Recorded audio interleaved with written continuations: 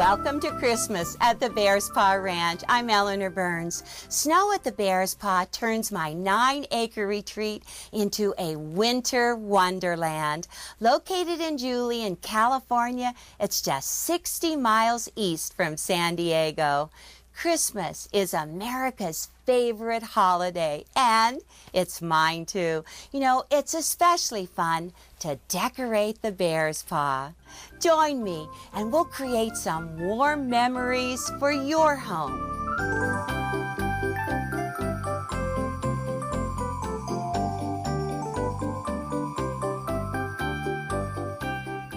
I challenged the Quilt in a Day staff to come up with some new Christmas quilts and crafts for the holidays. Well, they put their creative ideas to work and they designed 28 new projects for decorating my home as well as yours. Well, we gathered at the Bear's Paw for a tea party to share our projects. It's tea time at the Bear's Paw Ranch. Marcia Lasher shared her favorite family recipe of shortbread cookies. Ooh, they were so good. Melissa Barnes brought party favors for all of us. Cute little teacup wall hangings. She made them in pastel shades, perfect for a springtime tea party, or she even made some in Christmas fabrics, dark reds and greens. She surely appreciated the help her mother, Teresa, gave her.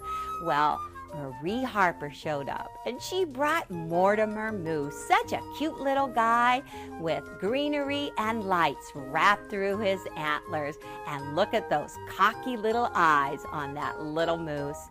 Patty, my sister, and Amber Barnes had a great visit. Amber admired the pansy pin Patty was wearing, and Patty said, "Oh, Amber, these are so easy to do. You can make them for all of your friends. All you need is silk ribbon and just some hand sewing." Well, Patty is so fussy. She does everything perfect.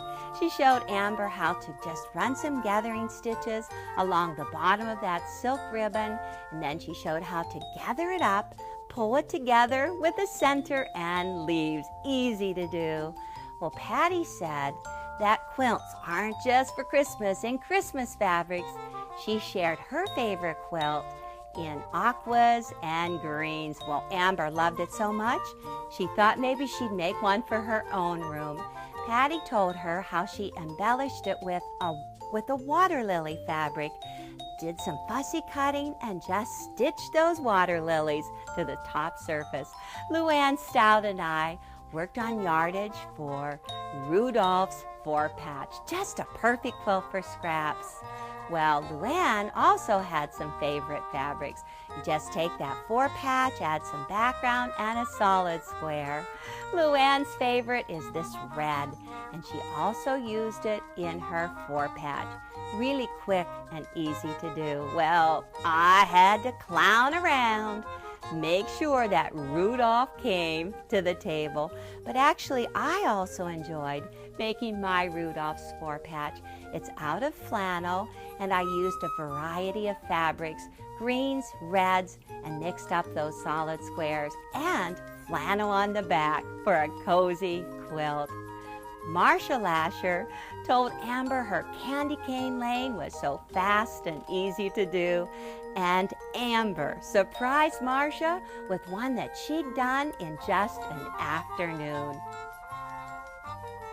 Linda Parker enjoys doing crafts with her granddaughters, so she showed Luann how to do chains out of fabric, and Luann said her favorite was miniature stars, perfect for hanging on the tree. And another project is covering styrofoam balls.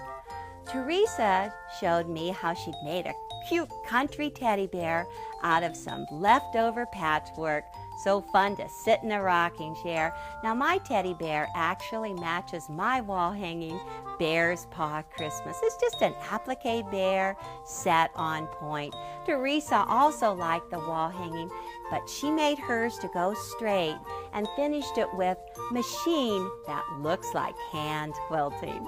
Well, these bears all say, have a very Merry Christmas. One of my favorite things to do is share a cup of tea with my best friend. Well, if distance is keeping you apart from your best friend, you might want to make her a teacup wall hanging like this and send it off with this little message. It says, "I wish we could sit down together and drink a cup of tea. But since we can't, when you have this, I hope you'll think of me." And then just tuck her favorite tea inside this pocket. It's just so cute. Well, you can do this teacup in a medium fabric and then a light background, or go ahead, change around. How about a light teacup and a small print with a dark background? Or if you want, don't even put a pocket in it. There's just so many different ways you can do it. Now, my sister Patty did this one. I just love it. She put ribbon for steam coming out of her hot teacup. It's just perfect. Or if you like, you could go ahead and make one for the holidays. If you have an antique doily that maybe has been ruined on one half, you could recycle it by just using the good half. This is just so cute. You know, you can make this wall hanging in about the same time it takes you to drink a cup of tea. It just goes that fast. Well, you need to have two different fabrics. This is your background and your teacup. These are 3" by 6" rectangles. Cut them in pairs because this is the mirror image thing. Keep them wrong sides together of both of them, and then just take your ruler and your cutter, cut them on one diagonal. Now, once you've got the two halves, you're going to take one half of each one of them and set them aside because this is for your second cup of tea. Oh, I'm going to look for that one. Now, you want to lay out your sides. This is my teacup fabric, so I'm just going to open it like that. So you can see the sides. These background pieces are just going to fit right opposite them. You take these triangles, turn them into rectangles. Now, when you flip them right sides together, oh, you have those tips hanging out on both ends, about a 3/8 inch on each side. So just flip them right sides together and they are ready for sewing. Well, it's the 1/4 inch seam, same old thing. 15 stitches to the inch. Gosh, I never change. Well, just drop them under your presser foot, get them all lined up. And I do like to use my stiletto to just help me pick up those pieces, place them beside each other. Now, that first cup of tea has a very interesting story. You know, it happened 2,300 years before the birth of Christ, a long time ago. Well, the Chinese emperor by the name of Shen Nong was out with his servants. They were out visiting, and they decided to stop and have a little rest. Well, immediately the servants got out a pot of water and started boiling it for sanitary reasons. And while they were boiling that pot of water, some leaves just fell down from the trees into the boiling water. Well, the emperor picked that up and he tasted it. He said, "Oh, that's good. That's refreshing." And that was the first cup of tea. Well, now take your rectangles. You're going to drop them on your pressing mat with your teacup fabric on the top. Set that seam, press open, make sure there's no little folds or little tucks in it. Now, this piece is squared up to 2.5 inches by 5.5 inches. And I actually decided, I think a template is a better thing to do. So this is a template with a diagonal line going down through it. There's like an 1/8 inch on each side. So take your template, place it on your seam, trace around on all 4 sides. Now, you're going to do that with both of them. This piece right here is your left side, and of course, I already have my 2 sides all trimmed out, ready to go. Now, if you want to have a pocket, this piece in the back is 3 inches by 4.5 inches. Just take a little hem on a second one, put it on top, sew those sides to it. Oh, that saucer, that's an easy one. It's a 1.5 inch by 7 inch piece. Just take 1.5 inch background squares, draw those good old diagonal lines, and sew on the lines. And then all you have to do, just cut off those little corners like so. Once those corners are trimmed off 1/4 inch away, just take these, get rid of them.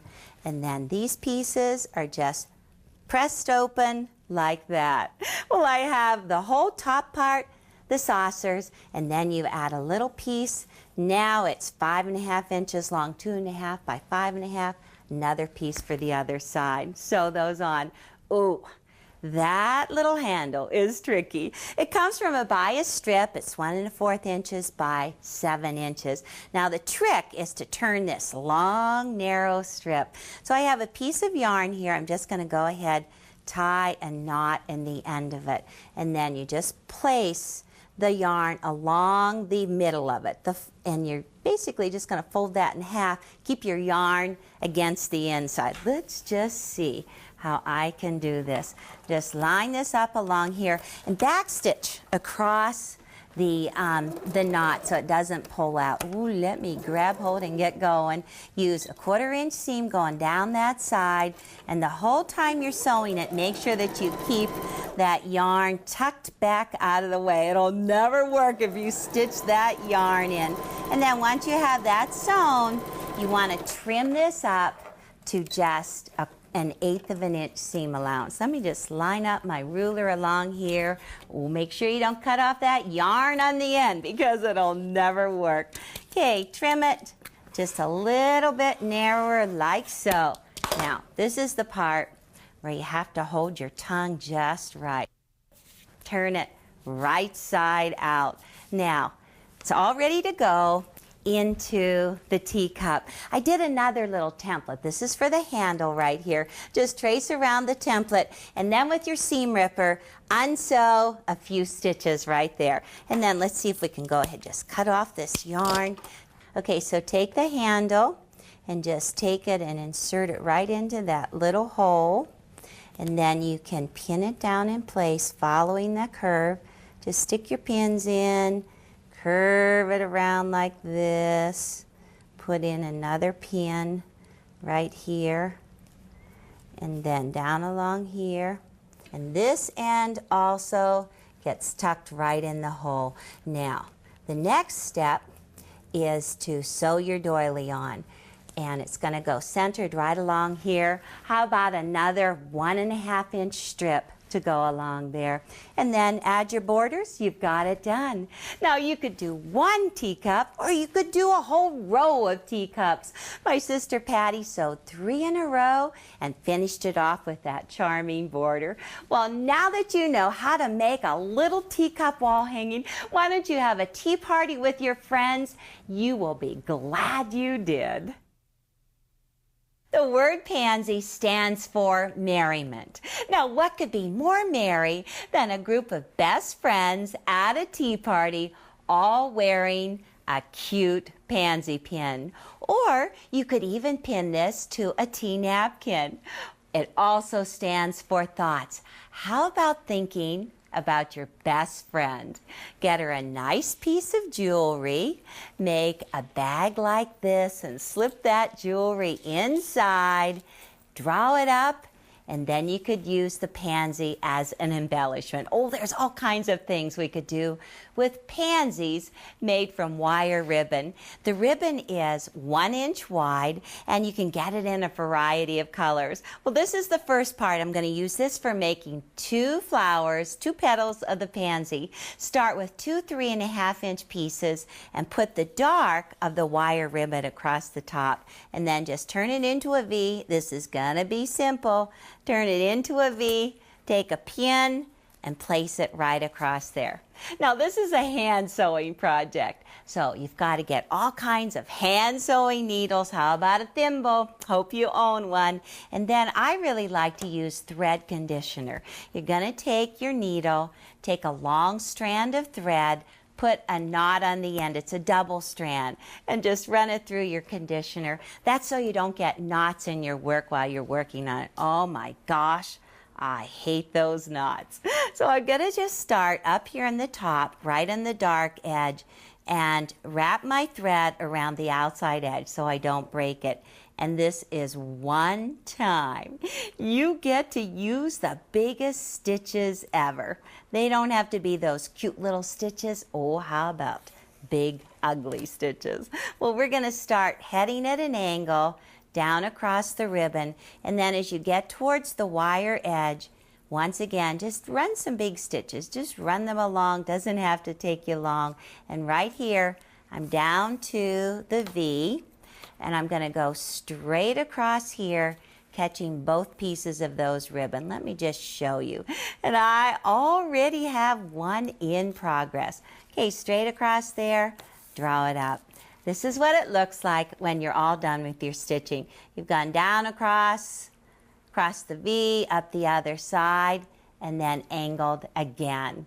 Now leave your threads attached because you're gonna just do all kinds of things with this thread. How about I'm just gonna pull out that pin too. Now just with this one piece, I'm gonna make 2 of the top petals. Just gather them up like this. And it's magic! Oh my goodness, be careful that your threads don't break. And then you just wrap them around. There's the 2 top petals of the pansy. Draw them up a little bit tighter. Now I want to put this on a base, and this is called crinoline. It's just something stiff for underneath the pansy. And since this is the 2 top petals, put it on the top of your crinoline. This is just a 2-inch square. Draw it tight, and then with your needle still attached, go ahead, sew it through that crinoline. You know, tea didn't come to England until the 1600s. It was Queen Elizabeth I that got into that tea. It was from the East India Company. You know that. Well, they had such a great time drinking tea. And you know how it is with royalty. As soon as royalty falls in love with it, then the working class also falls in love with that tea. Okay, that's the first 2 petals. I'm going to just set this aside. And this is the second part. Let me pull it close to me so I can show it to you. This is a 10.5-inch piece of wire ribbon. This time, the light side is across the top. I put pins in it every 3.5 inches. And then once you have the pins in it at 3.5 inches, just take it, fold it down. You can go ahead and move the pins to this side. Take the second side, fold it at an angle, and then move your pins. Kind of looks like a goalpost. All set to go. Well, I did the stitching on this one as well. Let me show you how it goes. I started right here, wrapped my thread around, came up along, across the top, down the other side on my goalpost. So let me pull out these pins, and I'm just going to start gathering. This will make 3 petals. It's like magic, I'll tell you. Well, you know, the royalty started having tea in the afternoon because supper wasn't until 8 or 9 o'clock at night. You know, I would simply die if I had to wait for dinner until 8 or 9. So when they had tea, they would often have, conversation, of course, and it was very elegant, but they might have some light fruit and little tea sandwiches. That was called low tea, kind of different than what we do today. The royalty called it low tea. Well, the poor working class had tea also, but they added meat to theirs, and they called theirs high tea. It's just what we have today. Well, that tea at 4 o'clock helped them until they had dinner at 8 or 9. Okay, there's my 3 petals. I'm going to pull that a little bit tighter, tuck this in the back. Looking cute. Now the center comes from a 5-inch piece of ribbon. It's just a little bit narrower, but all you want to do is tie a knot right in the center of the ribbon and make it just a full knot, because this is going to be the very center. Kind of pull it together like this. Oh, it's looking good. Just like so. Now take this, and since this is still open, you open that apart and just place that little center right in between there. Kind of squish it up like that, scrunch it together, and then from the back side, take those 2 ends and sew them together. You want to just draw them up so you've got it nice and tight. And then once you have it joined together, take that yellow ribbon from the back side, cut it so that it's about a 1/2 inch long. Just get rid of it, cut that off. Now, this is the top part right here. We're going to take it. We've got that crinoline going right here. That's going to get sewn right on top. Let me just arrange it. Gosh, you have to keep on playing with these little petals here. It's going to go on right like that and just sew it to that crinoline. Well, all that's left are the 2 leaves, and they're just a 3-inch piece of ribbon. All you want to do is just fold it down like this and then squeeze it together, and then just do a big gather stitch across the bottom. And I like to actually angle it on the ends, just in and out along here. Oh, hold that together in the middle. These are the easiest part of all.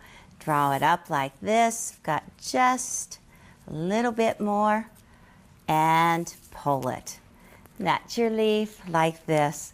And then all you're going to do to finish this off is take your leaves, sew them to the back onto the crinoline, trim it off, and you will have the cutest pansy pin you can give as a gift or you can use as a party favor. Have you ever noticed how manufactured gift bags cost just about as much as the gift itself? Well, you can make your own bag in just about the same amount of time it takes you to go and buy one. We'll use some luxurious fabric as this organdy, or you can even use your cotton scraps, and I know you have plenty of those. Well, they start out as rectangles, and the rectangle is 6 inches by 18 inches long. Take and fold it right sides together and sew a 1/4 inch seam down the long side. Well, I already sewed this one with my 1/4 inch seam, and once that was done, then I took and folded the top over 2 inches and did 2 rows of stitching for the casing. Now the first one is about 1/8 of an inch up from the edge, and the second one is a 1/2 inch away. The next step is just to take that one remaining side, pin it, and then sew it together. And this fabric, this organdy, is so slippery. I'm telling you, you really have to hold on to it. For a little extra security, go ahead and backstitch right along the edge and just sew from the top right down to the bottom. Oh, and how about a little backstitching at the bottom? Now the next step is for the ribbing, and this is what makes this whole bag very magical. Turn it right side out, poke out those corners, and then with very sharp scissors, cut right along the seam, just about a 1/4 inch hole just through the top layer, and that is the tricky part, just through the top layer. Now do it on one side. Let me see, I think I need to make that hole a little bit bigger. Turn it around to the second side and just cut through the stitching again. And then take your ribbon. Now this is 1/4 inch wide ribbon, and I cut it into 2 18-inch pieces. I cut it on the diagonal right on the end so I could thread it through my ballpoint bodkin. Now the ballpoint bodkin is a Victorian tool that the ladies actually used for this very same step. They would lace ribbon right through their lace on their camisoles and such. Okay, pull it through one side and hold on to that end, and then once you've gone through 1/2 of it, turn it around and push it through to the other side. And then once you have both of those ends out there, just tie them together in a knot. You wouldn't want those to come back out again, would you? Now I have that second 18-inch piece of ribbon, and basically you're going to loop it also, but you're going to start on the opposite side, so you end up with ends on both sides, so that when you grab hold of those ribbons, you can just pull them and they gather up like that. Well, my sister Patty taught me how to make the bag and the pansy. Now, her friend Ellen taught her to do it. Ellen and her 3 sisters would make memory bags. They called them memory bags instead of gift bags, and they hung them on each other's trees at Christmas. Now, Ellen said, as we're getting older, It's harder to remember things from our childhood. Now, that sounds familiar. That's quilt timers. So we would write down our early memories and put them in our memory bags. Great idea. So why don't you create some memory bags and share your memories with those that you love?